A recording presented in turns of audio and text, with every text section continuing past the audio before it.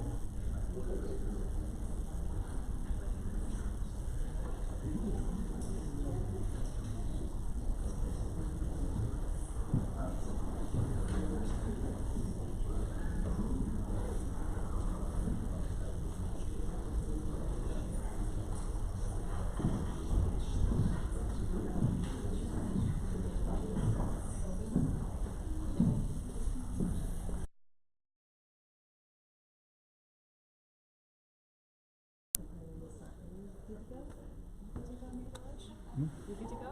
Yeah. Okay, great, yeah. Good afternoon, everyone. Thanks so much for being here. My name is Greg McCormick. I'm the director of the Georgia Smart Communities Challenge. The Georgia Smart Communities Challenge is an initiative of Georgia Tech in Atlanta, and it's a grant and funding opportunity for smart cities projects here in the state of Georgia.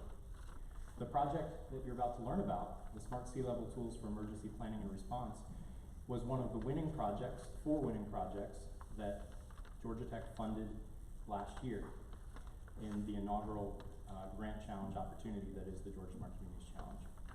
We are very pleased with this project so far. You're here today to hear from the team of researchers and county and city officials regarding the status of this project and the impact upon the community. So thank you again for coming, and to give some welcoming remarks, I'd like to introduce Mayor Deloche.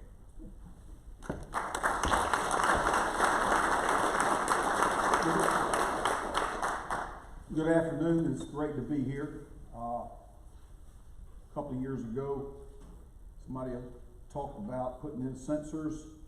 The lady approached me and came to my office, talked about putting in sensors, which I had no clue what she was talking about. But there's a lot of smart people. I graduated from Groves High School many years ago, and I had some really smart guys that went to Georgia Tech.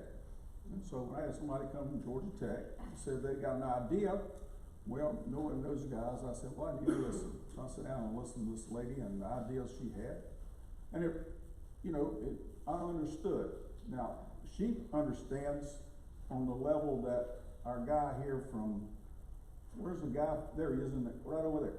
This guy over here, he understands on a worldwide level. When he starts talking about hurricanes and the level of water coming up after the hurricane goes by and it stays persistently high for the next 3 months. Did y'all get that? Did y'all hear that? I worry about it flooding on Haversham Street because I'm the mayor. But it all comes back down to that, all of these things that we're talking about here today. Now, this is a subject that we talk about that nobody can get excited about. You know, it's like you putting on deodorant in the morning. Nobody gets excited about that. But everybody's excited about that about halfway through the day. That's where we are today with this idea right here. This is something that you aren't thinking about today. Something I might not be thinking about today. But we got folks that are smarter than us that are thinking in advance. And it's something that our community is taking the lead on in the United States to develop a program that will give us a way to monitor our sea levels and to determine how we need to do our projected drainage for the next blank years. You know, we've got a SPLOST program here in our community going forward, and we're fixing to spend probably $120 million on drainage. all of that needs to be monitored we need to determine how that will affect what we do 100 years from now. These folks here are giving us that opportunity long-term for those people that come behind me that will be doing the same thing, trying to determine engineering and all of that says, this is what we need to do to make sure that our folks stay safe, stay dry, our structures stay sound. Whenever we have 3 hurricanes in the last 3 years, 2 of them we had to evacuate. We hadn't had one since, 1990 something or something like that, when they went to Hugo down there somewhere. So that is what we're talking about. So we're glad to have them here. This is something you need to pay attention to, just like you do your deodorant. Do not forget it. Anytime you think about that, you'll always remember that. Always remember that. But listen to them. Make sure the community knows that, because we need about twice as many people here as we have here today. But it is something that people don't pay attention to until it's halfway through the day. Always work towards this and make sure it's a part of your everyday life. Whenever we start talking and spending money on these issues, we're going to come to you and ask you to help us. So when we do, that's the reason we're doing it. It's for the future of us, our children, our grandchildren, and our great-grandchildren. So enjoy this presentation, because it is amazing. We're glad to have y'all. Look forward to seeing y'all again.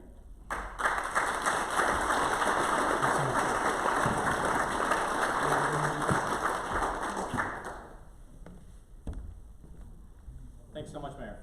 So now we're going to hear from the project team. First up, I'd like to introduce Dr. Kim Cobb.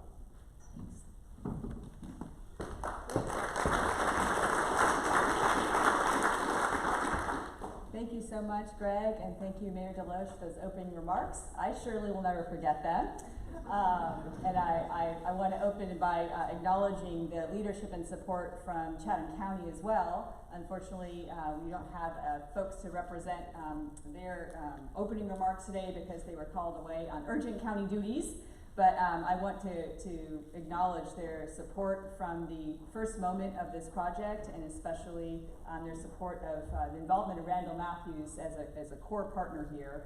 And we would not be here today without his support and the support of his superiors and their commitment to this project, so I want to acknowledge that.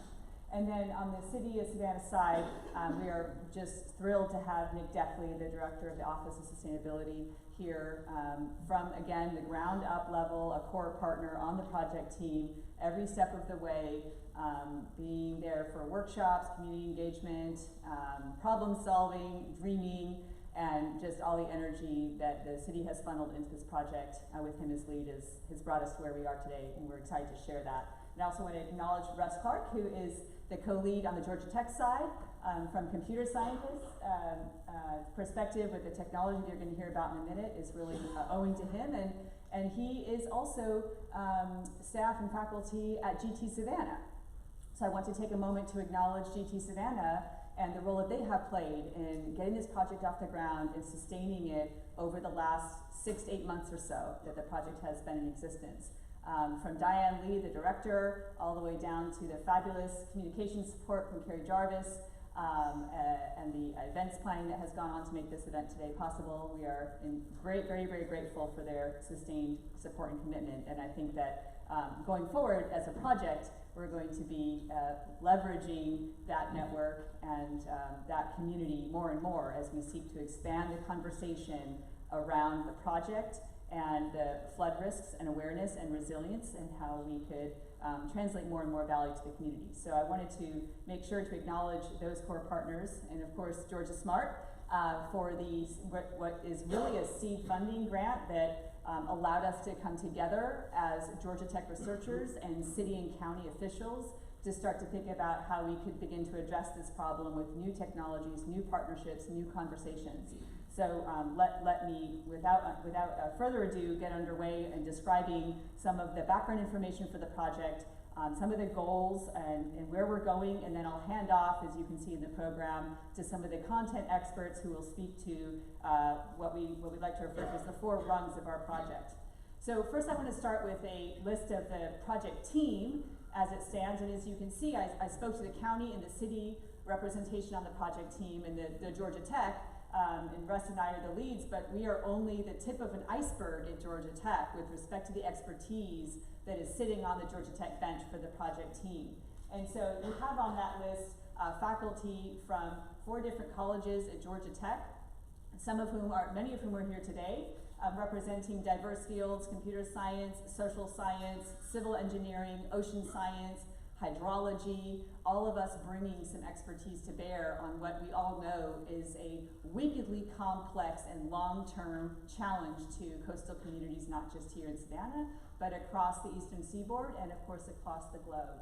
So a very deep bench there, and I want to again acknowledge those folks, Tim Cohn and Russ Clark, who really anchor our project team in Georgia Tech Savannah as an amazing partner for this project.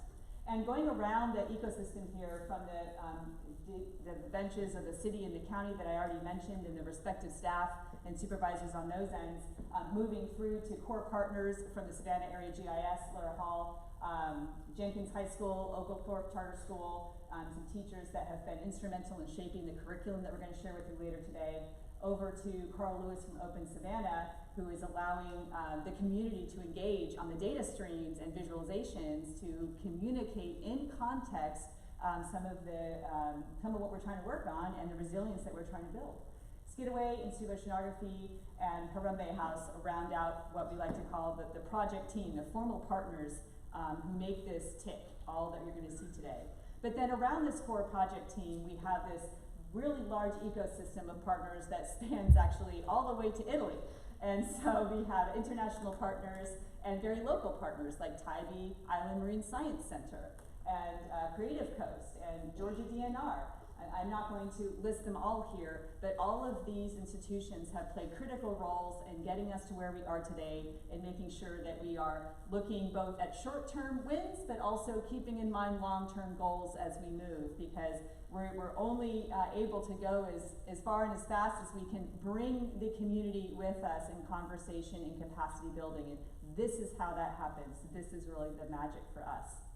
And so coming to the threat that Mary Deloche spoke so eloquently about, we have kind of a current challenge of coastal flooding risk on the coast that was brought home during those hurricanes that swept by just a couple years ago. And these hurricanes need no, everybody here remembers that, everybody here has those images and those stories etched into their brains and into their souls for the rest of our lives here down the coast. And these are events that brought acute flooding, but of course this is an area that is acutely vulnerable to even Category 1 storm surge levels. So even sea levels bumping up a couple feet, as many of you already know, is an acute threat, not to mention, of course, that kind of more catastrophic scenario where you really have some larger event come and do much, much more damage. But also to remember that background context for the threat is to recognize that the threat is growing through time. So it's not just that we are acutely vulnerable to storm surges here on the coast, but we are also seeing this baseline creep up through time with sea level rise. And this is a plot of Fort Pulaski data showing you that the major flood events indicated in purple over this time series are really concentrated towards the last several years of this time series. And so you don't need to be a PhD at Georgia Tech to see where this data set is going. So this is representing a long-term growing threat to coastal communities with respect to coastal flooding.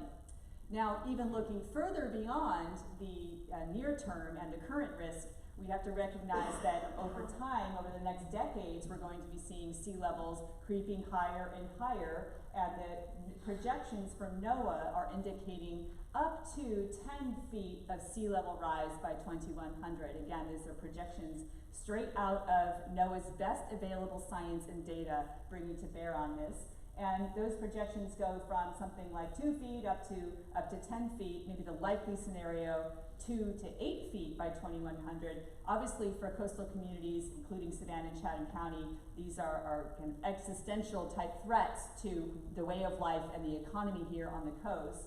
And so there's a broad uncertainty with respect to what kinds of sea level rise we'll see by when. So some of those high-end scenarios reflect emissions trajectories that are choices where we continue to ramp on a trajectory towards higher emissions, and the lower ones are choices that we have in reducing our emissions and reducing the magnitude of warming.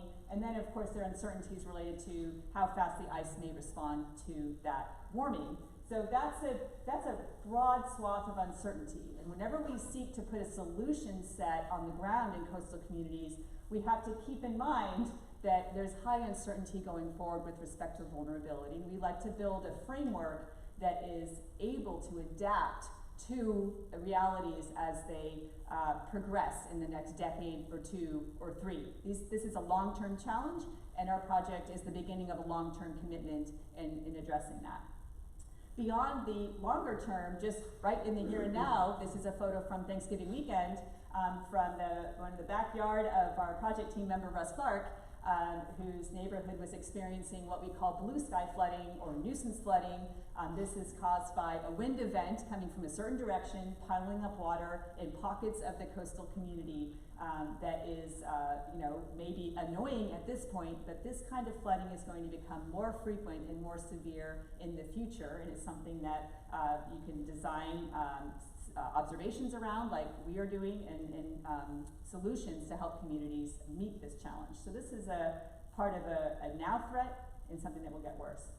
And so when we first talked to Randall Matthews from SEMA about what we could do with this sensor network that we had envisioned, he said really he needs a lot more real-time data on what has flooded across the county during a flood event. And so we want to think about the use case for SEMA, breaking it down into information that they need before the event in terms of understanding the full spectrum of risk. We need to think about what happens to their data and real-time access during a flood event when they're deploying resources on the fly and trying to get to as many people in as many vulnerable pockets as possible. And then after the event, we'd like to know how we can assist the county and the city in coming back to business as quick as possible, while obviously keeping in mind what critical infrastructure may have been compromised or maybe needing to be inspected on the back end. And so this is our core application for the sensor network. It's something that we have right here, right in front of our eyes as we move through the first year of this project, making sure that we deliver on this promise in particular, because this is, in our view, the most acute need for the community. And so let me play a short video overview, and then I'll this is bad still frame, Russ. Sorry about that, Russ. Hold on. This should play. Let me see. Oh, it keeps going to the next one. We had totally planned this out longer. Let me see. Like that. And today we're installing one of our sea level sensors on the bridge here on Hutchinson Island.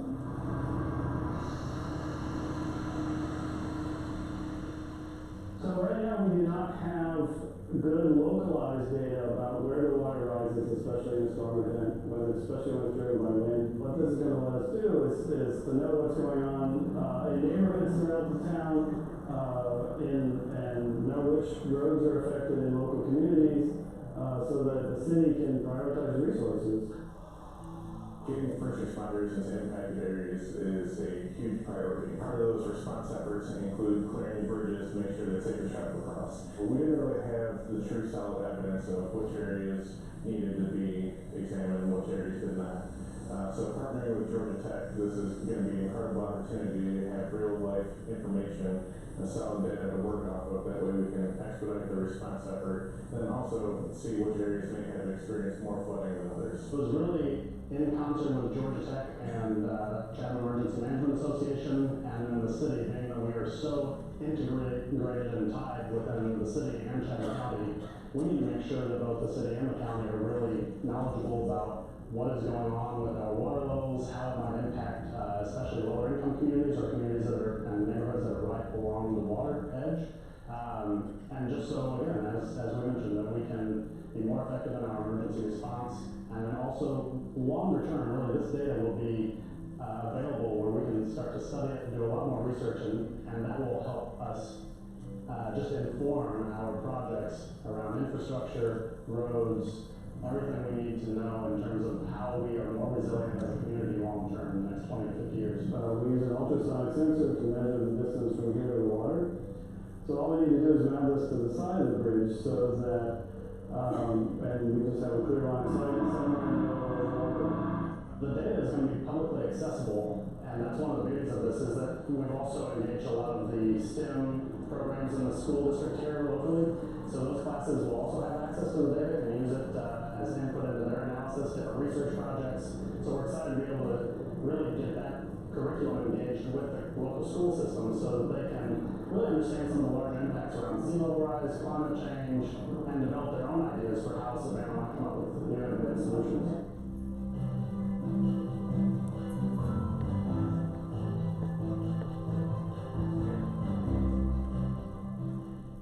Okay, great. Well, with that kind of overview, document recovery, that looks not good. Let's see if we can get back to, there we go. So with that overview, we're going to hear from some of the project leads on the different working groups within the umbrella of the project. And I'd like to call up Russ Clark and Randall Matthews to talk about the sensor technology and data streams and how we're hoping to bring those to life in web portals and visualizations. Thank you.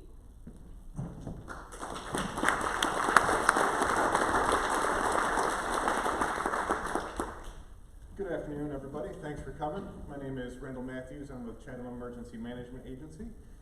And this is our project here. So these sensors, do we have one present?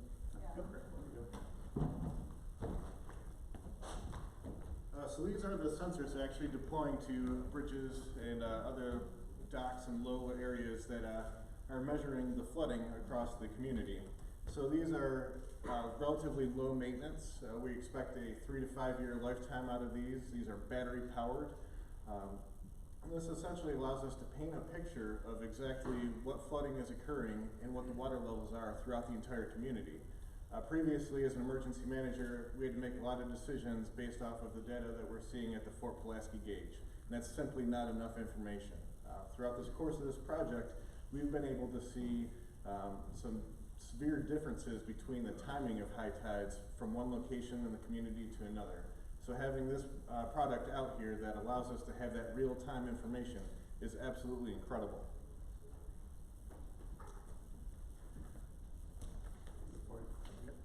All right, so we do have a saturated network of sensors. As of last week, we are up to 30 different sensors throughout the community. We have both coastal areas as well as inland, so we can get that true measurement of exactly what the water is doing throughout the entire community. Our goal is to have 50 sensors by August, so we do have a very good deployment method in place now, and it's actually only about 15 minutes or so for us to pull up, stop a car, install a sensor, and then hit the road again. So we have a great method down right now. Currently, these gauges are measuring our sea level and air temperature, but we also have other planned uses for these, such as salinity in ocean water or river water, and also looking at air quality and then measuring inland flooding. We all know here in the city of Savannah that there's a lot of flooding issues at intersections and things like that when we have those heavy rains.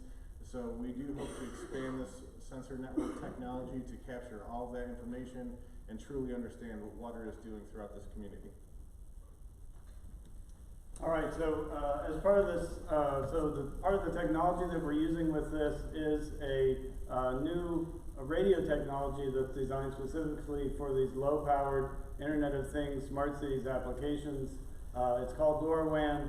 The idea being that we can do very, very accurate, very relevant data in real time, but at fairly low cost relative to previous technologies. And but one of the things that it requires, because it's new, is that we deploy some gateway infrastructure, some think of it like your Wi-Fi access points at home, but with a much longer range, 2 to 4 miles, that actually gives us the ability to receive the data from these points around the county in real time.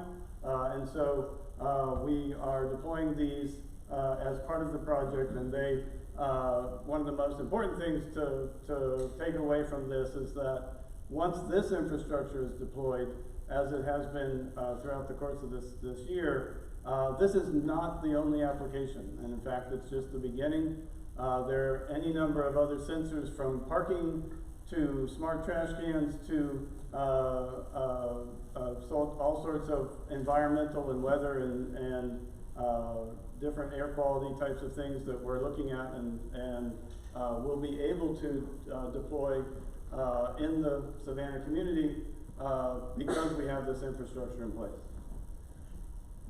So the sensor itself, this is a package that's been designed and developed by our colleagues and researchers at Georgia Tech, focused on high precision, low cost, and a long life, so that once it's deployed, as you saw in those earlier pictures and videos, we shouldn't have to go touch it again for several years, which is has been a very important goal of the project.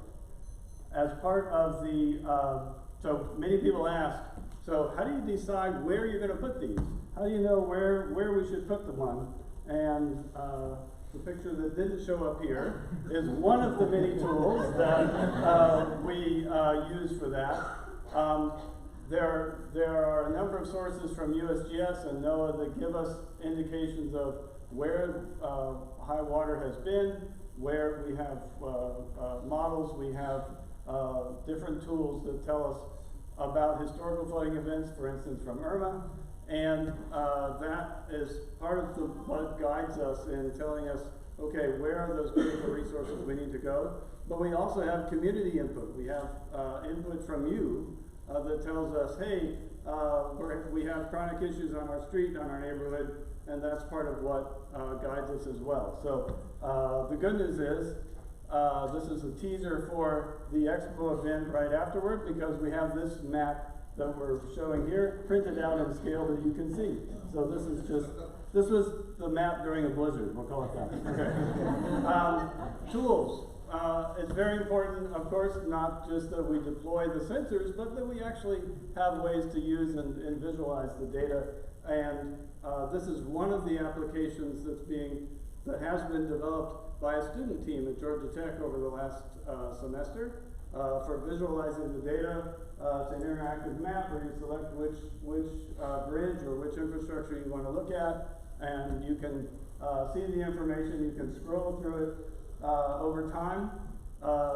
Again, this is something that it will be demonstrating, this application in the expo shortly. But one of the things I want to highlight in the discussion of applications is that from our perspective, this is just the beginning, and it's been very important to us that the applications aren't just developed by us or by our students or by members of our team. We're focused on making the data available to the community.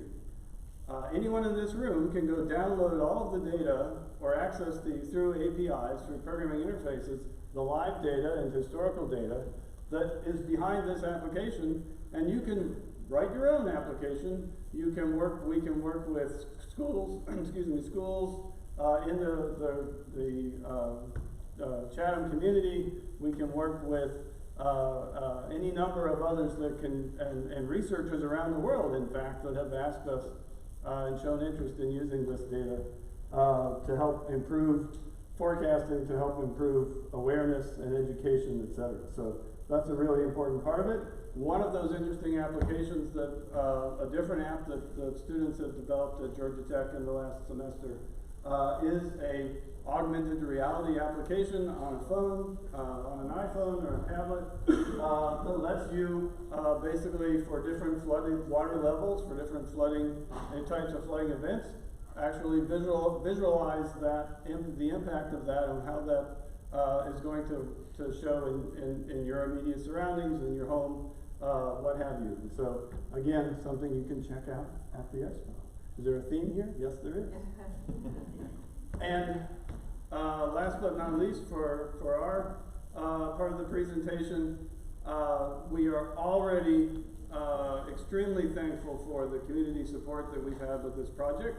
It could not happen without engagement from the community, and that includes what we call our Adopt a Sensor program, and that means that we have folks that are basically helping us host this infrastructure on docks and gateways in private homes and in community spaces.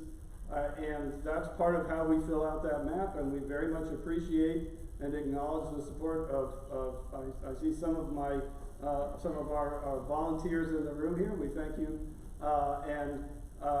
Again, here it is, the same theme. If you want to sign up at the expo right after this event, please come join us. Thank you. Yes.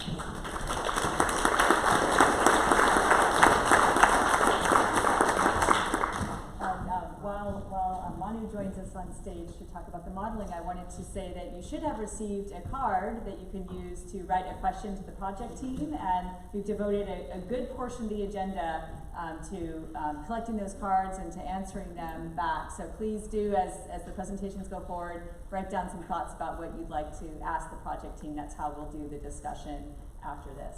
So thank you to Manu for joining us and to discuss the modeling and forecasting of the floods. Thank you, and thank you for being here. My full name is Emanuele Di Lorenzo. I'm Italian, and I'm also working at Georgia Tech, where I direct the program in ocean science and engineering. And today I'm going to talk about the modeling component of this project, and mostly how we can forecast coastal flooding. And so I'm going to skip this slide, but this is the attempt to give a name to this modeling as we evolve it, and it's called SWITCH. And it stands for the Savannah Water Integrated Tool for Ocean, Coastal, and River Hydraulics Forecasting. This nice acronym went way beyond from the team of modelers, which are projected on this slide. We have a group that lives in Europe in the Center for Climate Study in the Mediterranean area, and those are listed in the first column. There's also some folks here, a few of us here at Georgia Tech. I could put more, but I thought I would keep it short. And we also have somebody from the University of Bologna, Nadia Pinardi, who has been a pioneer in actually establishing modeling of the Mediterranean Sea. So we have a good team, and here is the model from Google Earth, which is always kind of a fun thing. This is the model domain, just in the high resolution. You can see this is sea level, water depth, and we're kind of sort of zoom in Savannah.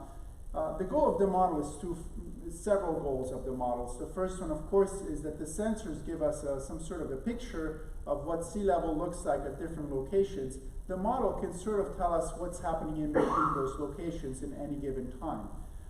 That's one goal. The other important goal is that we want to forecast water level changes at the scale at which people live, not just, at one point. And what is that scale?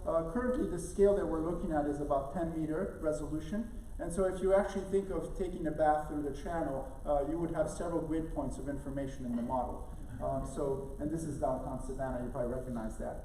So just to give you an idea, when we do these models in the computer, we have what's called a computational grid. This is essentially a set of points where the model tries to estimate what the sea level is. And this is a picture of the grid for Savannah. And the point here is if you zoom in, you can see that this grid becomes higher and higher resolution as you get into the areas where actually people live. And this is the last zoom you can see here. So it's very, very high resolution. Now, what are we doing with this model? The first exercise that we did is to try to perform daily forecasts of the water level, of the temperature of the water, the currents, the salinity. And what you're seeing in this animation is simply the tides. This is sea level height in meters, and it's going back and forth on a daily cycle. Eventually, this model will also produce forecasts, for example, humidity, precipitation. These could be like, extreme precipitation events that you've probably experienced in your lifetime. Now, I don't want to dwell about how we do the forecasting, but it really has two steps in general. The first step is we initialize the model. We take everything we know of the current environment, including the sea level sensor data, the large-scale climate condition over the Atlantic, precipitation patterns over the United States, and we then initialize this model at the high resolution over Savannah, and then we execute this forecast for a 3-day period. And so here's an example of a web tool that is still under development where we post essentially these forecasts every day. And what you're seeing here, there's many different type of variables that you can look like. The one up there, let's see if this pointer's work. These are the ocean currents, and you can see the little vectors.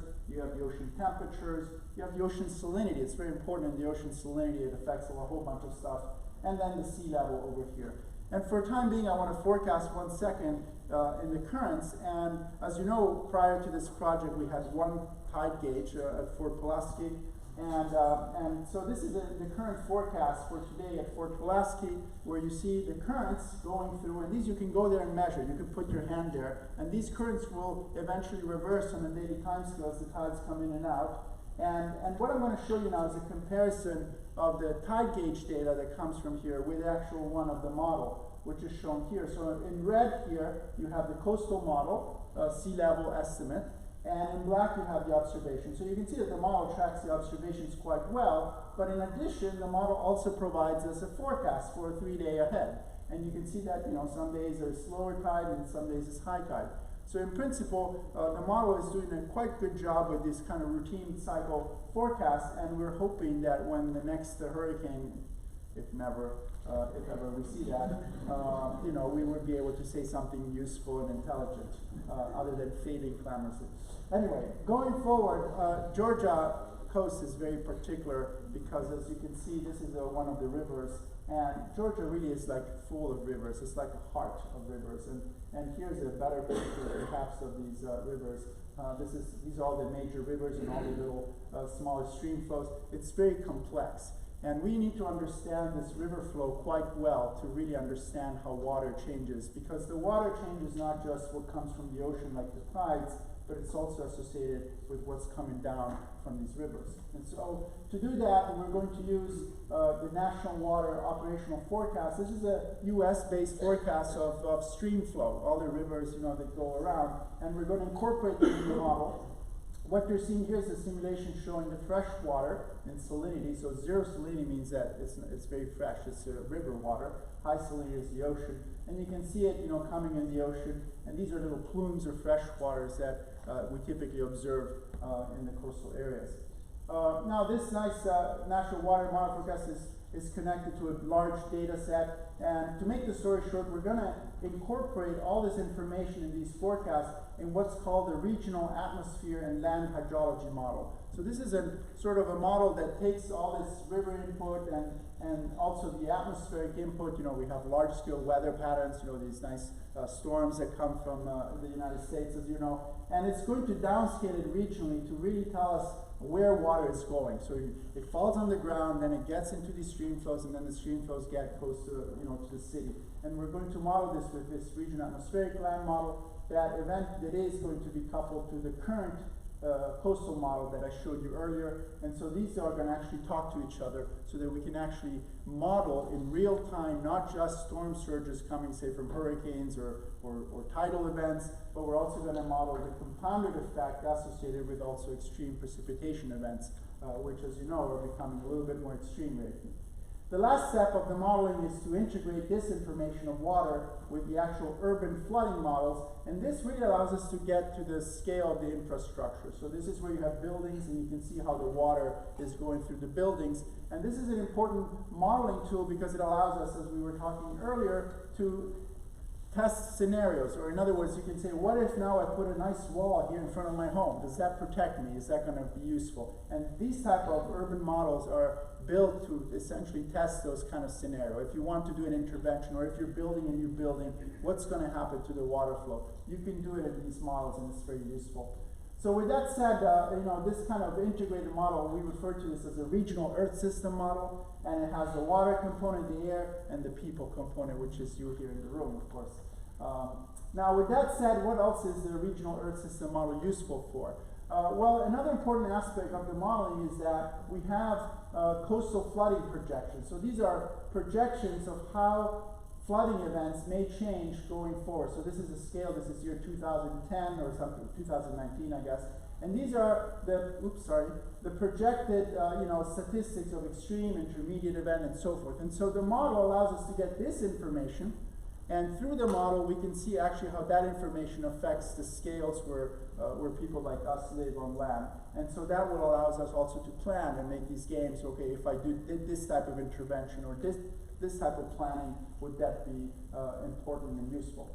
And the last thing is that these type of models are eventually going to be integrated in some sort of tool that we call the Smart Coastal Area Resilience Planning Tool, which integrates all these information to really plan resilience in the multiple dimension. And the multiple dimension of resilience is not just the physical aspects of sea level, but of course includes also the social aspects, policy, and so forth. And with that, I'm done. Thank you.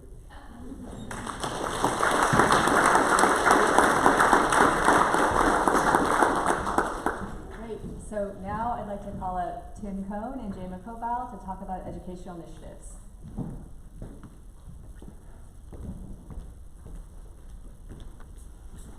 And we actually have a couple students coming down as well. Thank you, Manu, for that.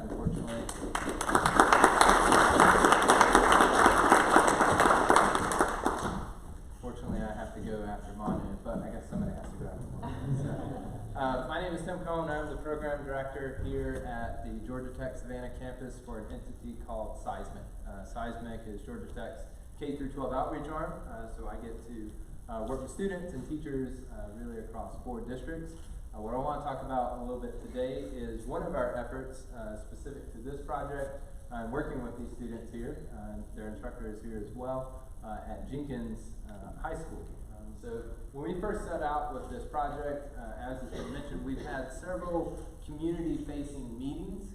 We were very fortunate at one of those meetings to have Jenkins present and really approach us and say, hey, we like what you're doing. We know you're interested in working with some schools. We'd like to be involved. The timing was really, really well for us. And so we took a trip out to Jenkins and got to see the facilities. I'm a former teacher here in the community, so I'm very familiar with Tom and his efforts there at the school.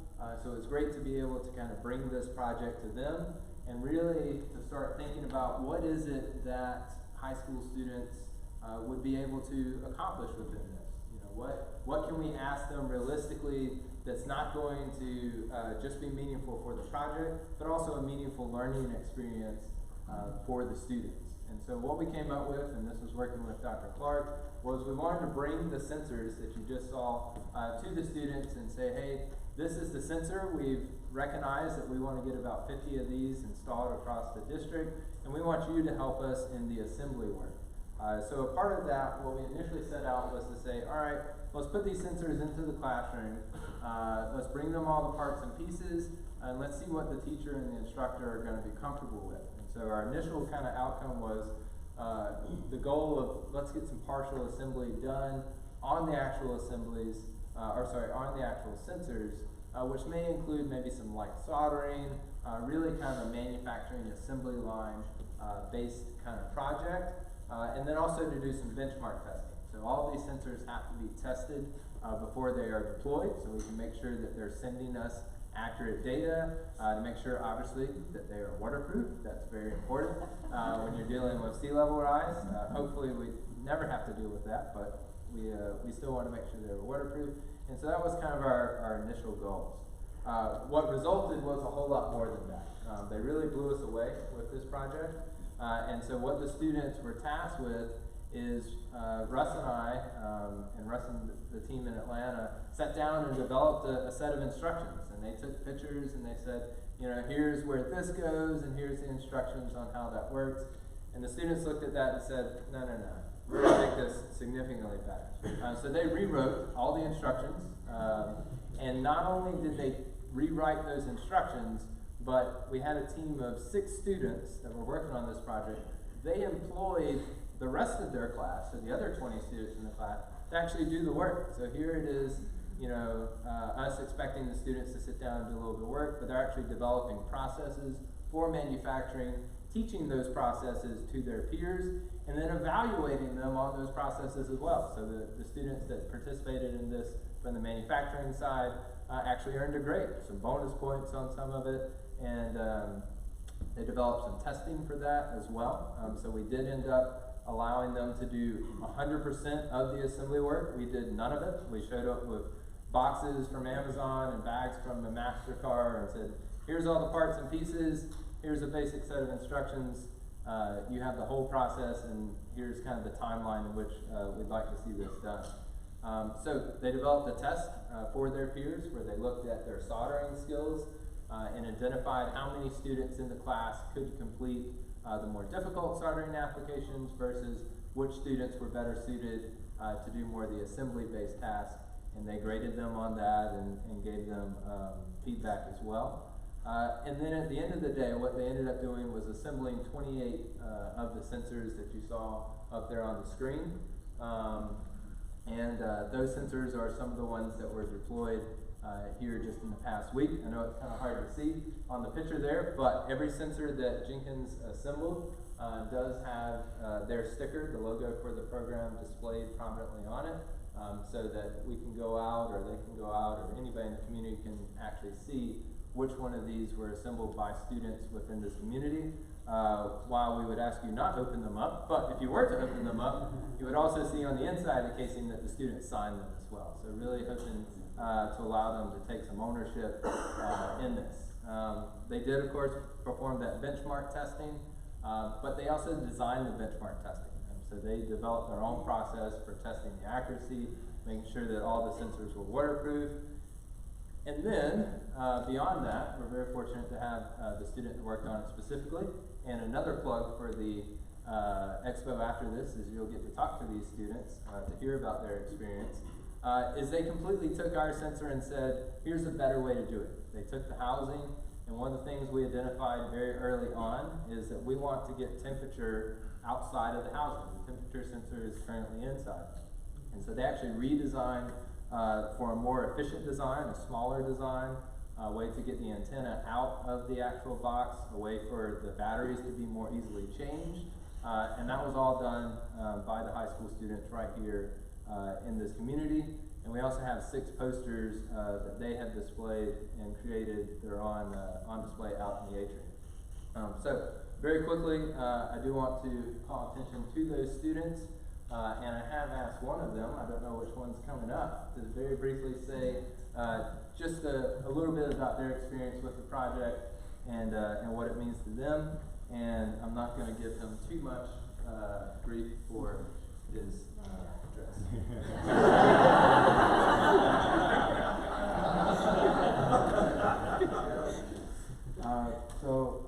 Working with the Sea Level Sensor Project allowed us to exercise all different types of skills in engineering, design, and development. We're really grateful for Mr. Cohn and Dr. Clark and everybody else who was a part of this project to allow us to collaborate with them. All right. Thank you.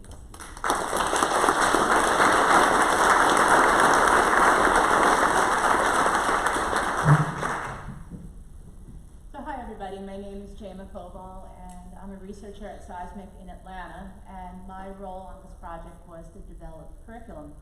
And working alongside my colleague back at Georgia Tech, Alex Roble, we developed a curriculum that was based on the phenomena of sea level rise and coastal flooding here in the Savannah region. And this curriculum was developed for 6th grade earth science, but the curriculum can very easily be adapted for elementary, high school, or even college level courses. It's a STEM integrated curriculum.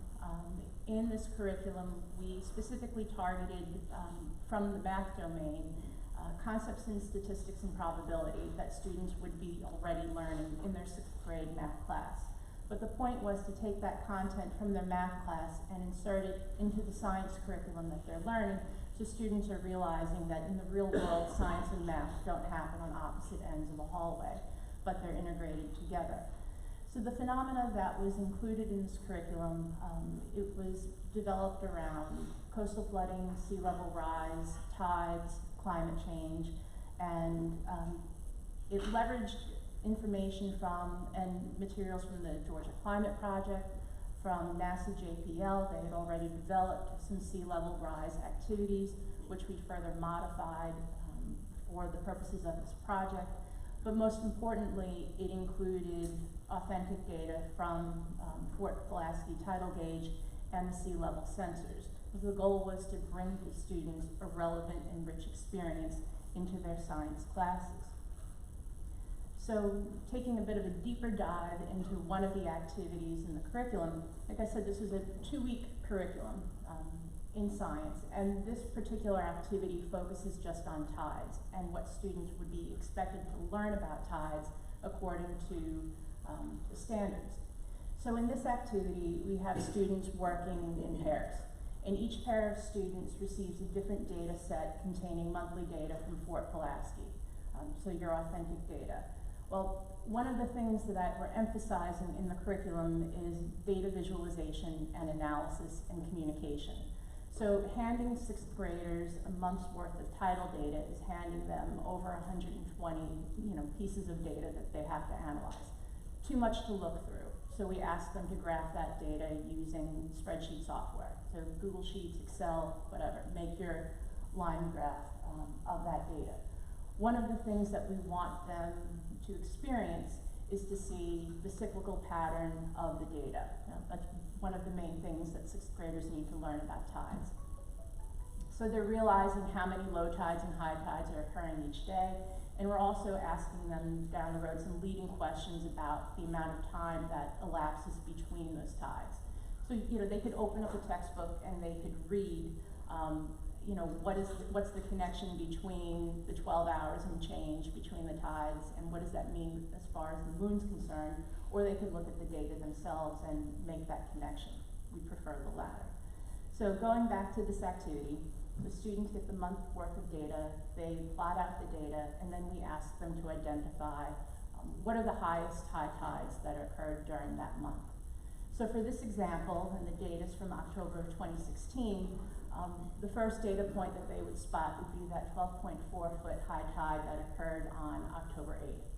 Then they would also spot the 2 events where the high tide was 9.6 feet on October 17th and 18th, I believe, or 16th and 17th.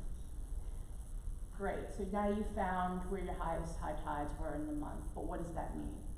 So in order to discover what the connection is between those data points, between that historical flooding and what's really going on in their region, we give them supplemental information that they need to comb through.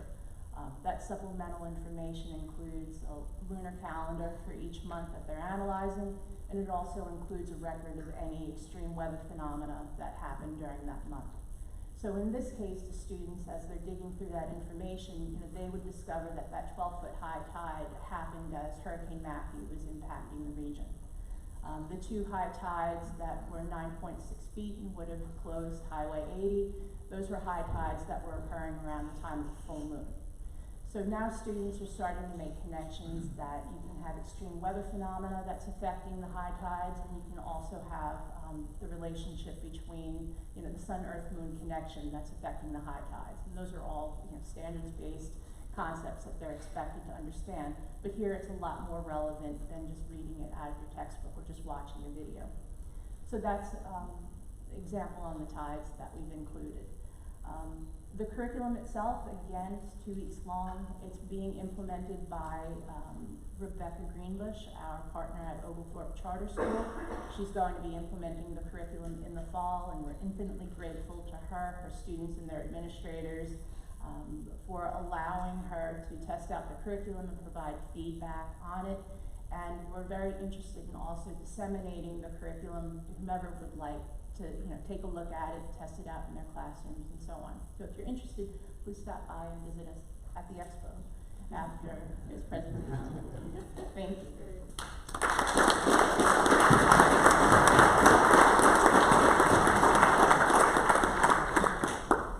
Thanks. So now we'll welcome Dick Defley up from the City of Savannah.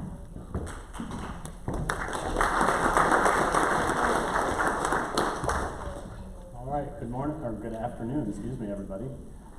My name is Nick Defley. I'm the Director of Sustainability at the City of Savannah, and just a proud partner with this fine group of folks that have been talking to you this afternoon. So I'm going to talk to you a little bit about the community engagement around this project. And as you can already see and have gained a sense, we've already done a fairly successful amount of that in the lead up in the last year or so, year and a half of this project. We've had public forums regularly. I'm sure many of you, I see some familiar faces, have been to some of those public forums. We also, this is not just a hot topic for Savannah, it's a hot topic across this coastal region. So Brunswick had a very high attendance event, and that's a picture of it down there with a lot of really well-known expertise sitting there on the stage talking about this and with a very engaged community. Russ talked about the Adopt a Sensor program, which again, go to the expo, you can sign up to be part of that. And then there are some, well, and multiple sensors deployed across the county. Randall spoke about that, and we are still growing that number of sensors, which is really, really exciting. And that is going to be a continued engagement that we do throughout.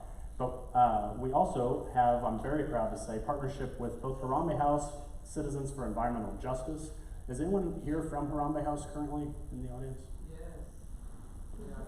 Excellent, I see you, I'm sorry. Dr. Mildred McLean up there, and if she would like, she could even come down here and sit. But you will see her. You will see her at the expo as well. And Dr. McLean Harambe House has been here for a number of decades now in Savannah. We are very fortunate to have them here leading environmental justice efforts in this community and pairing up and partnering with them now for how we start to engage parts of the community in this in a much deeper and more meaningful, relevant way. And then I'm very proud to say as well, with this program in Georgia Smart, we have also been able to receive some interns through that program. One of them is starting on Monday, which will be working with Harambe House and myself, and will be helping us engage many of the communities here, more vulnerable communities, that we want to really take this complex data and translate it into something that's more relevant and meaningful for them. And then finally, I just also want to give another shout out to Open Savannah, which Carl Lewis, I believe, is also here. Thank you, right in the front. And I just want to recognize that as well. We are very excited to have Open Savannah, who will be joining us as part of this larger community engagement effort in translating this data into something that's relevant, again, for the community members, and how we engage the community in some of the storytelling and listening to them and what their needs are in this process. So resilience, who here has heard the term resilience? Climate resilience, oh wow, we've got a group of choir members here, I love that. Okay, so when major storm events and flooding occurs, right, how do we improve a neighborhood's ability to first just respond to that acute shock that comes from a hurricane, from a flood event? We've had 3 hurricanes in the last 3 years come through Georgia, as you heard the mayor say earlier. 2 of those have been evacuations. How do we help them respond to that? How do we help them absorb the impact of that storm? And then how do we help them bounce back from that as quickly as possible? And this is particularly important for those who are our most vulnerable community members. Many of them are predominantly African-American communities, majority African-American communities. They are typically in lower lying areas of Savannah. They have other socioeconomic challenges and barriers.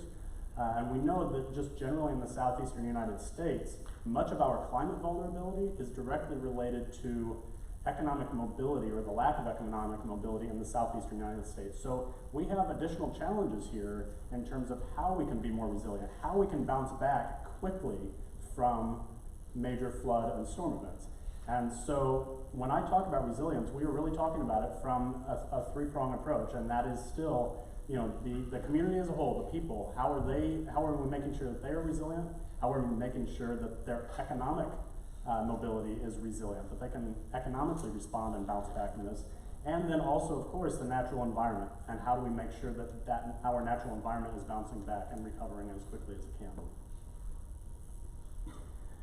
So one of the things that we are just starting to get a hold of and we'll be really digging into over the summer, and that's, again, part of this new exciting partnership with Open Savannah, Harambe House, and having the Georgia Smart intern come through, really looking at all of what I just talked about and resilience, specifically through a lens of environmental justice and social equity.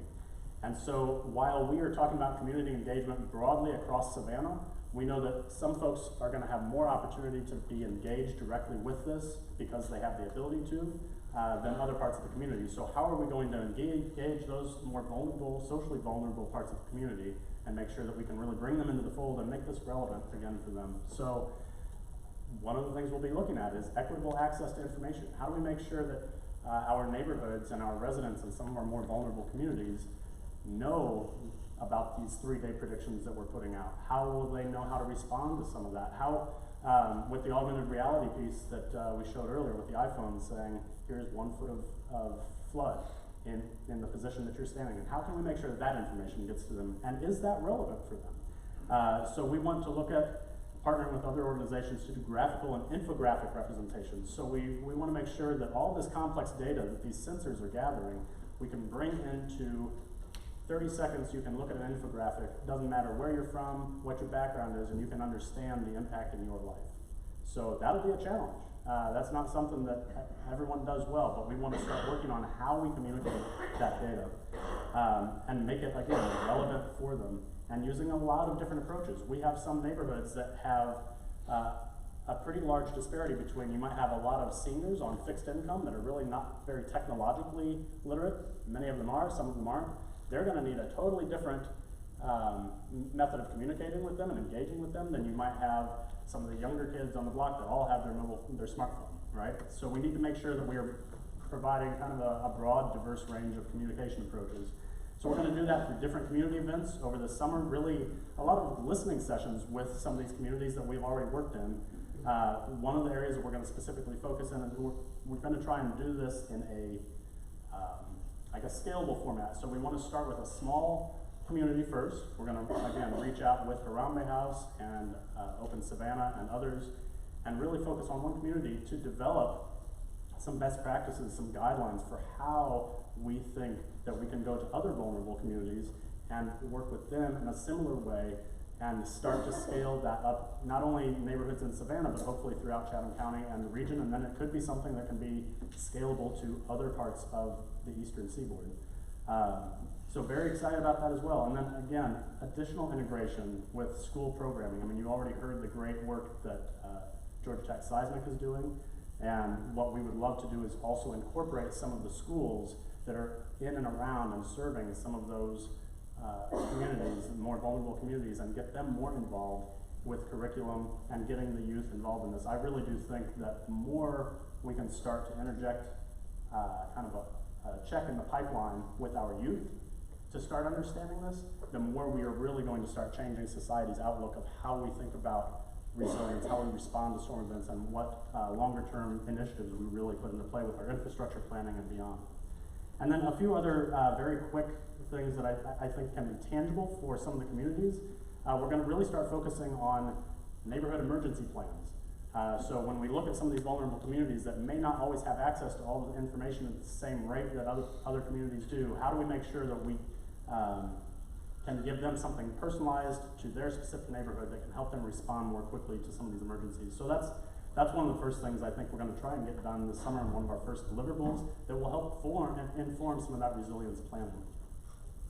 So then finally, I just want to go through a few next steps, and again, this is more just related to community engagement side of things, but we want to, as I mentioned, develop and kind of formalize a standard process for how we can go into more socially vulnerable and economically vulnerable communities and work with them specifically. What are some of the best practices and guidelines that we can then test and pilot in one location and start to transcribe out from there to other parts of Savannah and Chatham County? Then also think about how we communicate that data. Again, infographics. Can we get SCAD involved? Another great resource here that was just starting to engage with us even more. What can they do on their design and graphic design side to help us communicate some of this? Another key piece, and this came straight from Harambe House as well, is we want, on some of these vulnerable communities, we want to be able to really map out a neighborhood profile of, what are some of the socioeconomic components to this? What are some of the vulnerabilities in a specific community? Some of the opportunities that we have and the assets. We know that churches are a major asset, the schools are a major asset, the neighborhood associations are a major asset, but we also know that in many of these communities, the folks don't have access to fresh food, green groceries. They don't have access very easily to mass transit that will get them in and out of their neighborhood. They don't necessarily have direct access to healthcare. So, and a variety of other things. And I think that is one of the pieces that we will be outside at the expo table talking about. Again, this is the beginning stage for us. We are really going to start digging into it now. So we would welcome your ideas as we go along this process. And the final thing I just want to share quickly is just thinking about different ways to engage with the community. We are talking about sea level sensors right now, and they have a temperature sensor on them. When we're talking about different applications, and what we really would love to do as well is start bringing in a citizen science component to many of the applications, future applications for these sensors. So while we're doing water sea level sensors now, I would love to see us do inland sea level sensors at intersections to talk about addressing flooding in some of our intersections and how we can make sure that people know that in advance and they can avoid those intersections, go a different route, or how we can look at air quality components, which is also another challenge, especially in some of your more vulnerable communities. So with that, I will pause and have Kim come back. Thank you.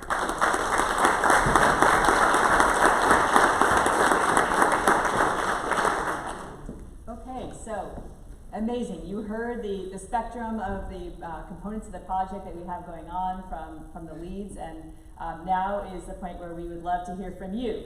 But let me consolidate the plug for the expo in case some of you get antsy. So in less than 20 minutes, we will be meandering down to the atrium there where we have a lovely spread of food and drinks, but obviously I know you're here for engagement with our project team. So we have a sensor table where we'll have the sensors open that you can interact with, and you can ask the experts about that technology and how it's being applied to the challenges we talked about. We're going to have a sensor data visualization table where we'll have smartphones and tablets open for you to navigate the sensor data streams and maps and visualizations that we've already worked on, some of which you've showed here today. So the curriculum will be holding down the educational table. You can leaf through the curriculum, talk to them about your interest in deploying it in your area school. So again, we're really looking to engage with you. And Nick and Dr. McLean and Carl Lewis will be at the community engagement table, hearing your feedback and input and interests in their activities to bring this data into the community and to make sure that we're serving people, meeting them where they are. And then last but not least, we have an awesome display of a big map showing the sensor data network as it stands today, and we would invite you to put stickers on where you'd love to see sensors that you view are vulnerable areas or gaps in our network as it stands, and also an opportunity for you to dig through your memory banks and tell us your flood story from Irma or Matthew or your nuisance event, what you struggle with, and put a pin on the map so that we can capture that feedback and input and the richness of your community experience, which is one of the things we're most excited about today. So don't miss that map, please, no matter what you do, and check that out. And so we have quite a bit of time, 15, 20 minutes for questions now. So does anybody have a card that you want to, I don't know how we're going to get these cards up here, but maybe Greg, you want to sweep why don't you pass the cards down to the sides here and we can go grab them and get some of those questions answered. And as we're answering some questions, folks can be scribbling down more. So we'll try to get to as many as possible here. And if I can invite the project team to come to the stage so we can have folks at the ready for the expertise that we need to answer these questions, because I am not able to answer all the questions, believe me. Okay, so let's see. All right, a very common question we start with: how is your elevation data established for the sensor output data? I believe that's a Russ Randall question. Yes, so every time we deploy a water sensor, we do have our engineering department go out and do a survey, so everything is surveyed in there. It is very hyper-specific data, and we do tie that back to the NAVD 88 datum, if you are familiar with that. So yes, everything is surveyed in and relative. That way we can have an apples-to-apples comparison of information. Great, thank you, Randall. Next, we have, what is the relevance to Georgia, or what are we learning from the connection with the University of Hawaii? Why are we working with the University of Hawaii? Manu, do you want to take that one? When we develop things like these models, the models, even though we're looking only at the state of Georgia, they actually, they're made of other models that are global in scale. And so the expertise for all the different pieces that get, for example, in the model, and also the development of some of the instruments are not just local in Georgia. And so we need to go and fish around for that expertise where it exists. And University of Hawaii has an important center on sea level that has led the way in the Pacific sector, and so their expertise is very precious to us. So that was an NSF proposal that we collaborated with them on in terms of borrowing from each other best practices with sensor technology, sensor data streams, visualizations, community engagement.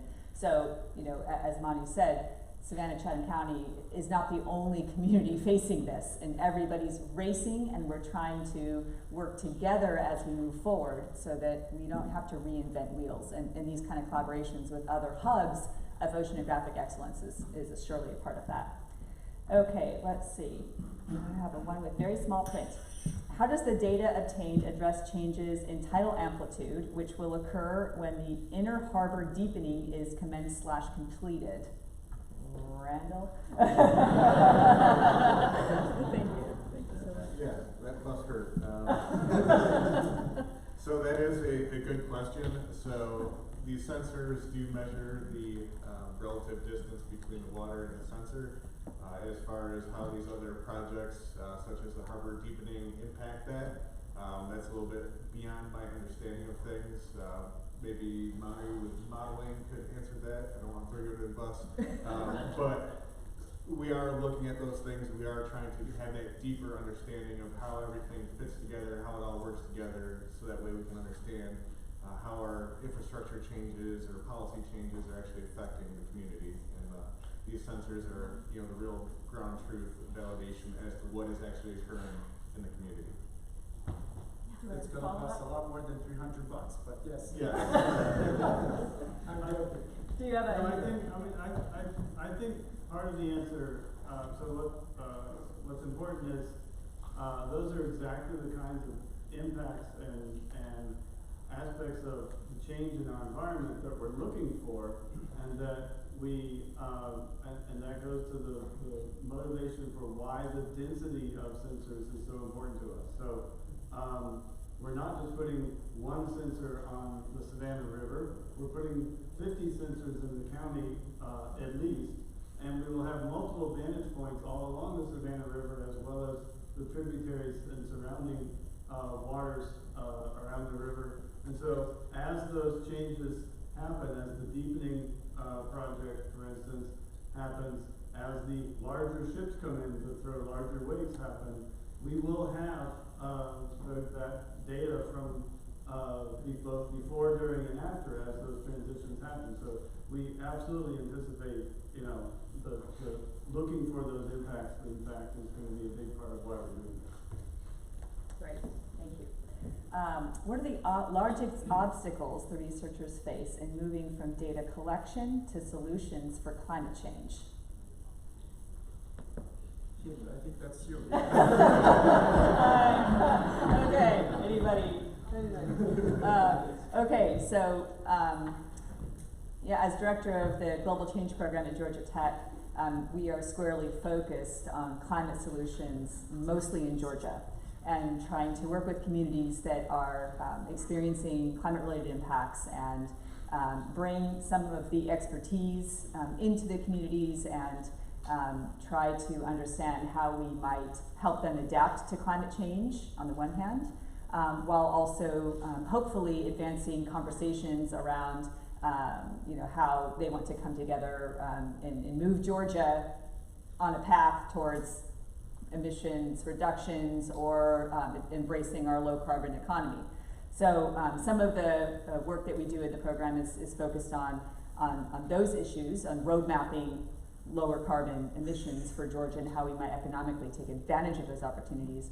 And this project is squarely focused on that win-win space that is helping communities adapt to longer term impacts of climate change. There is no doubt in my mind as a climate scientist that sea level rise is the most important threat, the most certain threat that we face with climate change moving forward. It's a problem that is lapping onto the shores of communities around the entire world. And it's something that will march forward with a certainty that is going to be unrelenting. And so when we think about how to prepare for something like that, there are no easy answers, I think. There are evolving conversations, and there is an adaptive nature to meeting the challenge that can move forward from now today till 5 years from now, till 10 years from now. And you know, the choices may look different about what this community does 10 years from now than they would be today because of this project. And I think that's really what we're trying to do, is have the conversations, build the capacity, have them informed by the best data. So I shared in the previous, when we were meeting with the leadership of the county and city, I said something that is important and kind of cool, which is that, you know, Savannah and Chatham County are on the leading edge of sea level rise solutions in the United States, and we've only had this project for 8 months. Now, we should take away 2 things from that. Number one, we are really far behind in this country for getting in front of this problem. But 2, how cool is it that Savannah and Chatham County are on the leading edge of this conversation because of this unique partnership? So in summary, I'm so grateful for community's engagement, for the city and the county support for this project. We have made a bold entry into this space of sea level rise solutions, and we will need everybody in this room and everybody outside this room and the sustained engagement in the city and county and all of the partners that I talked about before to continue to evolve this, to make sure that we are moving as quickly as possible, as strategic as possible, as economically beneficial as possible, data-driven, science-driven as possible, to stay on the leading edge of what will be a growing problem for this community. So that's my very long answer to that very short question, but it's a good one. Anything to add? Yes. I was just going to add credit to the technological team that people in other countries, including India, Indonesia, and other cities in the United States, have already requested, can we have these sensors in our own backyard? It's true. So I think that's pretty amazing. It is. It's got its own little pockets of fame. Nick. Yeah, and I just wanted to point out, so I had the opportunity to go to Norfolk, Virginia a couple weeks ago with some of the preeminent climate and sea level scientists around the country, certainly, and probably around the world. And one of the things, it was a different environment for me to be in. There were not many municipalities there, but we're talking about folks from NASA, from NOAA, from the Army Corps of Engineers, from the major research institutions. And one of the things that I realized afterwards that was so unique about this project is that we are taking this highly sophisticated knowledge base and translating it and applying it to a real world trial and example. And there's, in my opinion, just far too little of that actually going on. And the funding streams, I've realized, for most of the research are for the scientific research, but not the applied research. And I think we certainly have a large space to move in that direction. So we are very fortunate, I think, to have this applied research process going on right here in Savannah, Chatham. We love this project. That is so great. Okay, maybe a couple last questions here. Was there any community organization involved while building up this project to understand which type of community practice and habits leads to sea level rise in Savannah, and how do we empower Savannah to lower sea level rise and not just monitor it? There's a lot in there. There's a lot in there. Anybody want to take a piece of that?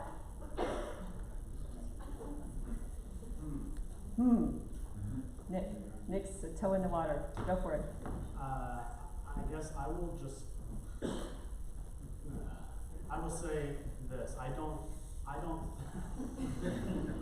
think lowering sea level rise is probably the strategy that I would recommend, or thinking about how we can lower that. I know that is not what people want to hear, but I think we have to acknowledge that there are many more variables than just what Savannah can fully do by themselves, and there are already many kind of chains of events that have occurred through the global cycle and natural cycles both of our air and our water that are impacting this. And so one of the things I learned in Norfolk from all these climate scientists is how very complex this really all is. I think the main thing we can focus on is certainly we do not want to do anything to have any longer, broader impact on increasing sea level. So anything we can do to reduce our own carbon footprint, anything that we can do to help minimize the things that we know are impacting this, but secondarily, it is how are we going to adapt and manage that for our community? What is it going to look like in 20, 50, 100 years from now in Savannah in terms of how we interact with the seas around us? Yeah, and I would add that you know, the sea level rise problem is now recognized across the coast, across the leadership, up in Atlanta, in the offices of the Senate, and this is a kind of a climate solution that is, you know, bipartisan, right? I mean, you know, we should be able to help communities adapt and respond to this challenge. There's no way around it. You just minimize the loss of what you know is coming down the pipe. So I think that this is exactly the approach, and it's pragmatic, and it's aimed at the right thing. So let's take maybe two more here. And then once I don't get to, I will just post some questions and answers on the Sea Level Sensor website. Sensors collect lots of quantitative data. What qualitative data is relevant to this project? And will it be possible to paint a picture of everyday life under the range of sea level rise scenarios? Awesome question. I'll stick on that one. So yes, absolutely, whoever put that question together, that's exactly what I've been thinking about for years, and that's what really spawned me to get involved with this project and bring it to the forefront. We need to understand what water is doing, and I'm not a scientist, numbers can get confusing, but I like pictures, so pictures are good. So developing like inundation maps to understand what areas would be flooding under what circumstances, and then also understand the relationship as to where the sea level rise may take us in the future, to make sure we're planning for smart development. Spending taxpayer money, we need to make sure we're investing in the appropriate areas and looking at what's going to happen not just 5 years down the road, but maybe 50 years down the road, 100 years down the road. So for some of these large projects, having a visualization tool available can really help paint a picture and hopefully help us with politicians when we're trying to affect policies and things like that. Yes, we are. Go down and play with some of our visualization pieces that we have now, for sure. They're cool, and tell us what you want to see. So I can't stress that enough. You know, we are here to engage with you and to learn from you. You actually are experts, and we want your expertise into the project. This is a relatively easy one. Is the real-time sensor data available to the public yet? Well, and then I won't go to the part B because it is. Somebody want to speak to that? Russ? Yes. API.sealevelsensors.org. Write that down.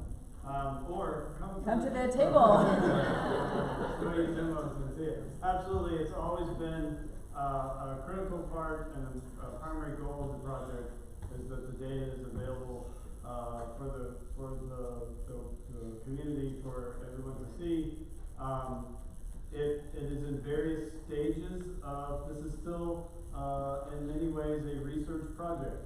And so as we work on the tools and the right, this phase where we're moving into how do we communicate what the data is and what it means, it's very important that you look at the data today with this caveat that we're all still learning what it means and which aspects are more reliable than others, and how we're going to calibrate it, and how we're going to basically put some confidence around it. And so with that caveat, we gladly say, yes, it's available and will continue to be available going forward, both the current data as well as all the historical data, including all the warts and inconsistencies and some of the challenges that we face as we look at it and work to improve it. So with that, absolutely, and we welcome you, the community, to help us basically debug it, if you will, to decide how is it most useful. We already know that you'd like to see, for instance, in feet versus meters. We already know that, for instance, you'd like to see relative to benchmarks that you understand, such as mean low water or mean high water, or what the tide cycles are in my neighborhood, right? And how we relate that data to your individual needs and is a big part of where we go next. So understand that what you did now is wrong. Yeah, right. In many ways, but that's the starting point. Yeah. And I also want to say that over the course of the summer, we're kind of swelling our project team with several Georgia Tech interns and extra researchers to help us with some of these visualizations, the accuracy, the precision, uncertainties that we want to communicate to you about how you could use this data and how you shouldn't use this data.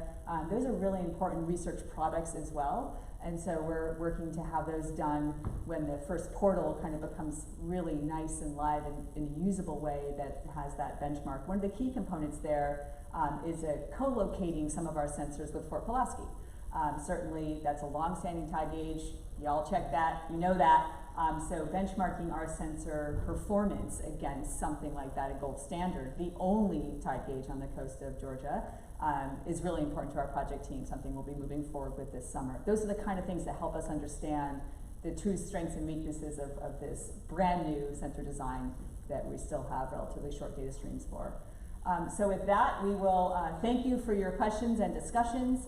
We hope that you join us down at the Project Showcase to interact with us as project team members and all of our wares that we have on display. I hope you're hungry because there's a lot of food down there. And I want to thank you all for coming today. And again, thank all of the partners that are also in the audience for their sustained engagement. And please, let's have this be part of an ongoing conversation, ongoing engagement. That's how we get the furthest, the fastest to deliver the value to the community of this full project. Thank you so much.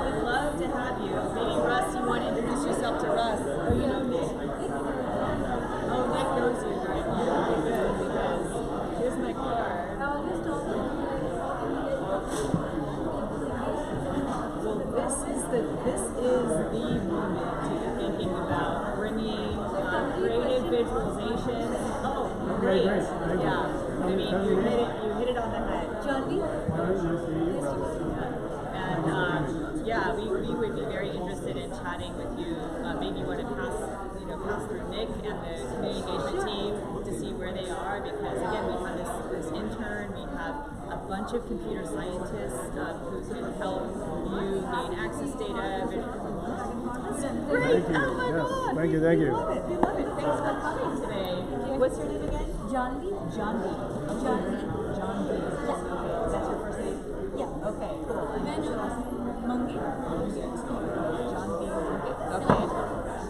Cobb. So nice to meet you. Thanks for coming. Sure, every time.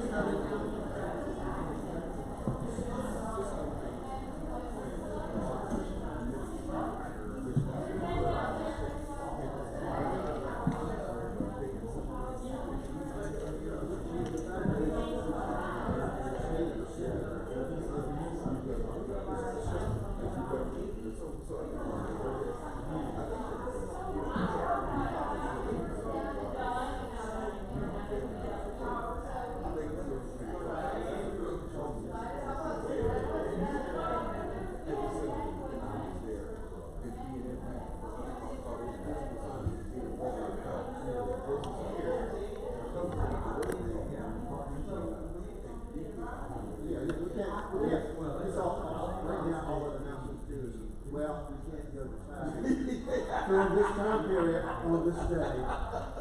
And I'm just saying that may not be sort of the kickstart, you know, that may not, but what's going to inevitably happen is that people realize that this thing is going to impact specifically the model